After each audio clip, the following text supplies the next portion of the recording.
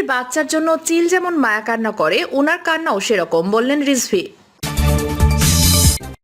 জানাবো উপজেলা নির্বাচন অর্থ ও সময়ের অপচয় মাত্র, বললেন সাইফুল হক। জানাবো মন্ত্রী এমপিদের সাথে তৃণমূলের শেষ লড়াই।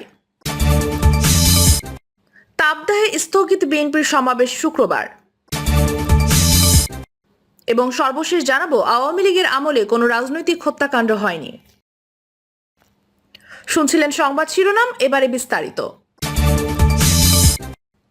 মুরগির বাচ্চার জন্য চিল যেমন মায়া কান্না করে, ওনার কান্নাও সেরকম, বললেন রিজভী। আওয়ামী লীগ সাধারণ সম্পাদক ওবায়দুল কাদেরের সমালোচনা করে বিএনপির সিনিয়র যুগ্ম মহাসচিব রুহুল কবির রিজভী বলেছেন, আওয়ামী লীগের সাধারণ সম্পাদক ওবায়দুল কাদের খুব বকবক করছেন, বেশি কথা বলছেন, মনে হচ্ছে বিএনপির জন্য ওনার খুব মায়া কান্না।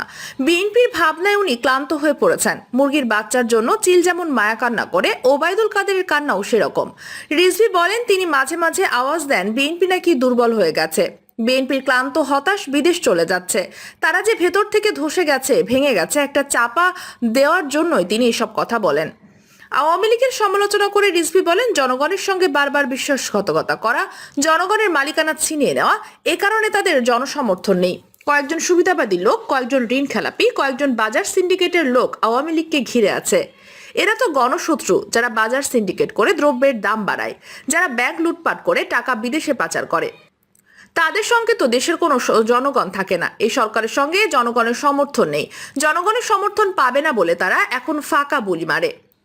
আসন্ন উপজেলা নির্বাচন প্রসঙ্গে রিজভী বলেন, সরকার আবার একটি ডামি নির্বাচন করতে যাচ্ছে। এই নির্বাচনে মন্ত্রী এমপিদের আত্মীয় স্বজন যাতে না দাঁড়ায় সেজন্য কেন্দ্র থেকে নিষিদ্ধ করেছে। তারপরও মন্ত্রী এমপিদের আত্মীয় স্বজনরা দাঁড়িয়েছে এবং তারা বলছেন, প্রতিমন্ত্রীর তো 20 থেকে 25 জন আত্মীয় স্বজন আছে, তারা যদি ভোটে দাঁড়াতে পারেন তাহলে আমরা বাদ যাব কেন? উপজেলা নির্বাচনে অর্থ ও সময়ের অপচয় মাত্র, বললেন সাইফুল হক। বিপ্লবী ওয়ার্কার্স পার্টির সাধারণ সম্পাদক সাইফুল হক বলেছেন, নিয়ম রক্ষায় উপজেলা নির্বাচন অপ্রয়োজনীয় অর্থ অপচয়ের মাত্র। আসন্ন উপজেলা নির্বাচন সরকার দলীয় বিত্তবান ও কালো টাকার মালিকদের দখলদারিত্ব নিশ্চিত করারই আয়োজন। তিনি বলেন, উপজেলা নির্বাচনের জন্য স্থানীয় পর্যায়ে দায়বদ্ধ ও জবাবদিহিমূলক সরকার ব্যবস্থা প্রতিষ্ঠার কোনো সম্পর্ক নেই। বিবৃতিতে তিনি বলেছেন, নিয়ম রক্ষার এই নির্বাচন অপ্রয়োজনীয়, অর্থ সময়ের অপচয় মাত্র। এই নির্বাচনের সঙ্গে বাস্তব জীবনের কাছে দায়বদ্ধ, জবাবদিহিমূলক, স্বচ্ছ গণতান্ত্রিক স্থানীয় সরকার ব্যবস্থার কোনো সম্পর্ক নেই। এই নির্বাচন উপজেলায় চর দখলের মতো সরকারি দলের বিত্তবান ও প্রভাবশালীদের আধিপত্য প্রতিষ্ঠানের আনুষ্ঠানিকতায় পর্যবসিত হয়েছে। তিনি উপজেলা নির্বাচনের নামে রাষ্ট্রীয় অর্থের অপচয়ের এসব মহড়া বন্ধ করতে নির্বাচন কমিশন সহ সংশ্লিষ্ট সবার প্রতি উদাত্ত আহ্বান জানিয়েছেন। মন্ত্রী এমপিদের সাথে তৃণমূলের শেষ লড়াই। আগামীকাল দেশের 140টি উপজেলায় নির্বাচন অনুষ্ঠিত হচ্ছে। অবাধ, সুষ্ঠু ও নিরপেক্ষ নির্বাচন করার জন্য নির্বাচন কমিশন বদ্ধপরিকর। এ ব্যাপারে তারা কঠোর অবস্থা গ্রহণ করেছে।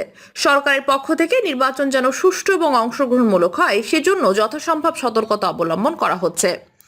আওয়ামী লীগের নির্বাচনে তাদের দলীয় প্রতীক কি হবে নির্বাচন উন্মুক্ত করে দিয়েছে। নির্বাচনে যেন ভোটার উপস্থিতি বাড়ে এবং প্রতিদ্বন্দ্বিতাপূর্ণ হয়, সে কারণে আওয়ামী লীগ এই কৌশল অবলম্বন করেছে। এই কৌশলের কারণে প্রায় প্রতিটি উপজেলায় একাধিক আওয়ামী লীগের বিভিন্ন স্তরের নেতারা চেয়ারম্যান পদে প্রার্থী হয়েছেন। আর এই কারণেই উপজেলা নির্বাচন অধিকাংশ স্থানে প্রতিদ্বন্দ্বিতাপূর্ণ হবে বলে আশা করা যাচ্ছে।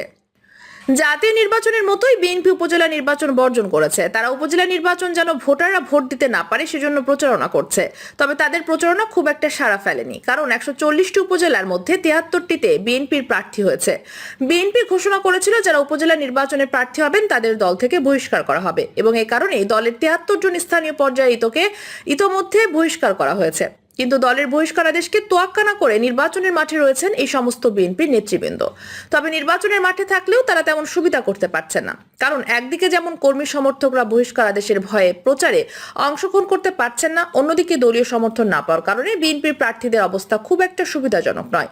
আর সে কারণে এবার উপজেলা নির্বাচন জাতীয় সংসদ নির্বাচনের মতো আওয়ামী লীগ বনাম আওয়ামী লীগের নির্বাচন হিসেবে পরিগণিত হচ্ছে।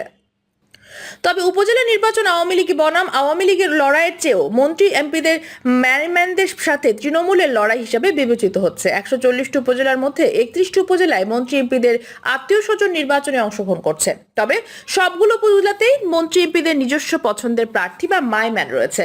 যে সমস্ত প্রার্থীদেরকে মন্ত্রী এমপিরা নির্বাচনে দাঁড় করানোর জন্য উদ্বুদ্ধ রয়েছেন, প্রচারণা করেছেন এবং তারা স্থানীয় পর্যায়ে মন্ত্রী এমপির লোক হিসেবে পরিচিত।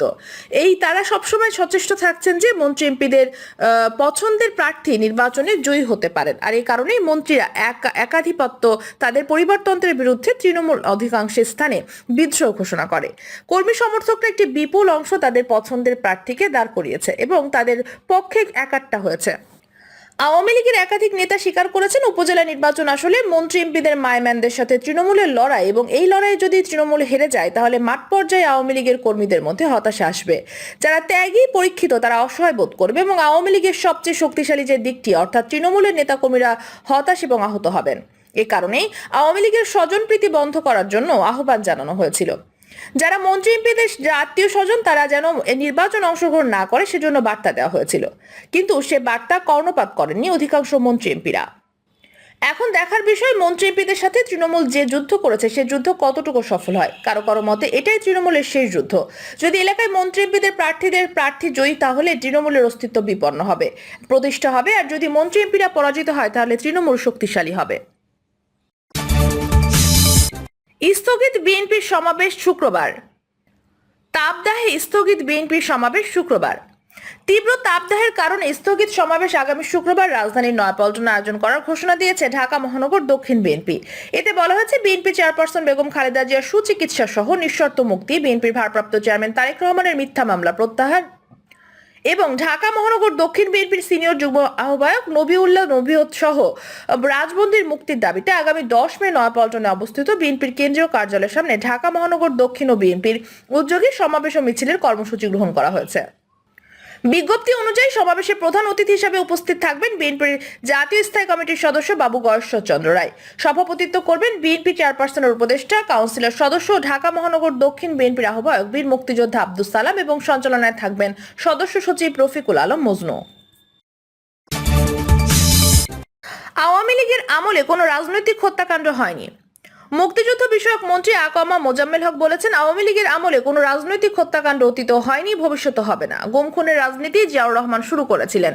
তারাই বলে এই দেশে আজ গণতন্ত্র নেই, মানুষের মৌলিক অধিকার নেই। সোমবার জাতীয় প্রেস ক্লাবে শহীদ আহসানুল্লাহ মাস্টারের 20তম মৃত্যুবার্ষিকী উপলক্ষে গণতন্ত্র, সন্ত্রাসমুক্ত সমাজ গঠনে, শান্তি এবং ন্যায় বিচার প্রতিষ্ঠায় জনপ্রতিনিধিদের ভূমিকা শীর্ষক আলোচনা ও স্মরণ সভায় প্রধান অতিথির বক্তব্যে একথা বলেন তিনি। শহীদ আহসানুল্লাহ মাস্টার এমপি পরিষদ এই অনুষ্ঠানের আয়োজন করে। মন্ত্রী বলেন, বিএনপি এবং স্বাধীনতা বিরোধী শক্তিরা বুঝতে পেরেছিল যে গাজীপুরে তাদের অবস্থা দিন দিন খুবই নাজুক ও ভঙ্গুর হয়ে যাচ্ছে। এই জন্য আহসানুল্লাহ মাস্টারকে তারা এই কথা বলেছেন। মুক্তিযুদ্ধের চেতনাকে প্রতিষ্ঠা করতে জীবনের ঝুঁকি নিয়ে কাজ করেছেন। তাদের উদ্দেশ্য একটাই, অগণতান্ত্রিক পন্থায় তারা ক্ষমতায় আসতে চায়, পেছনের দরজা দিয়ে বিকল্প রাস্তায় তারা ক্ষমতায় আসতে চায় বিদেশি প্রভুদের সহায়তায়। শহীদ আহসানুল্লাহ মাস্টারের মতো একজন ত্যাগী নেতা জীবিত থাকলে অপরাজনীতির বিরুদ্ধে গুরুত্বপূর্ণ ভূমিকা পালন করতে পারতেন। বাংলাদেশকে একটি ব্যর্থ অকার্যকর রাষ্ট্র পরিণত করার জন্য নানা ষড়যন্ত্র হচ্ছে উল্লেখ করে ষড়যন্ত্রের বিরুদ্ধে সবাইকে সোচ্চার থাকার আহ্বান জানান মন্ত্রী। প্রিয় দর্শক, এই ছিল এখনকার সর্বশেষ সংবাদ। নিয়মিত আপডেট সব সংবাদ পেতে চ্যানেলটি সাবস্ক্রাইব করে পাশে থাকা বেল বাটনটি ক্লিক করে রাখুন। ধন্যবাদ সবাইকে এতক্ষণ সাথে থাকার জন্য।